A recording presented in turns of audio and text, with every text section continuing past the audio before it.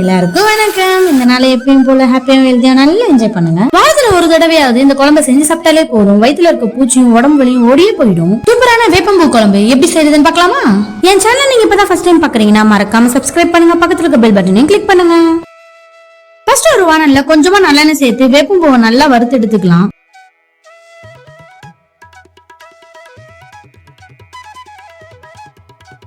ஒரு 2 ல இருந்து 3 நிமிஷம் நல்லா வறுத்ததும் அது ஒரு பாத்திரத்துல மாத்திக்கலாம்.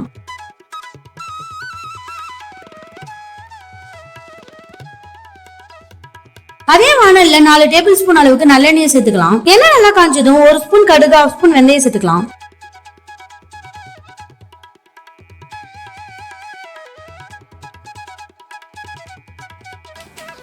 கடுகு பொரிஞ்சதும் 3 வரமிளகா, 1 கப் பூண்டு,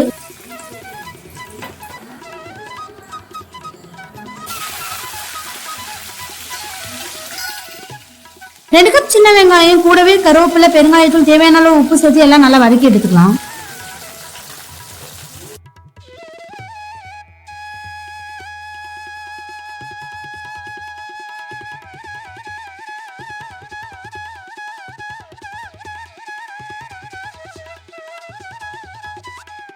வெங்காயம் நல்லா வதங்கினதும் அதுல ஒரு பெரிய தக்காளி, கூடவே மஞ்சத்தூள் சேர்த்து நல்லா வதக்கிக்கலாம்.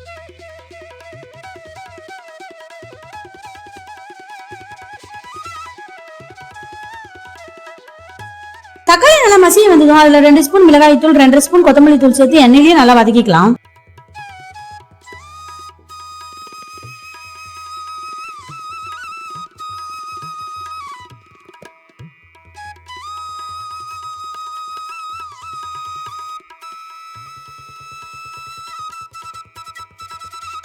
நல்ல வாசனை வந்ததும் ஒரு பெரிய லெமன் சைஸ் புளி தண்ணியை சேர்த்து கூடவே வேப்பம்பூவையும் சேர்த்து நல்லா மிக்ஸ் பண்ணிக்கலாம்.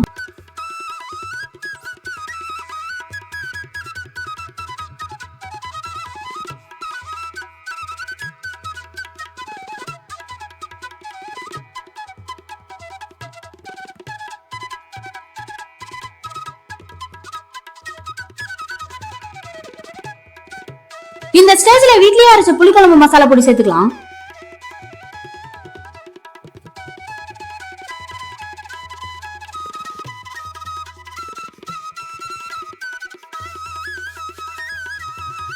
உப்பு காரம் செக் பண்ணிட்டு மூடி வச்சு கொதிக்க விடலாம். ஒரு 10 ல இருந்து 15 நிமிஷம் கழிச்சு பார்த்தாலே போதும், குழம்பு திக்காய் சேர்த்த எண்ணெய் எல்லாம் மேல நல்லா திரண்டு வந்திருக்கும்.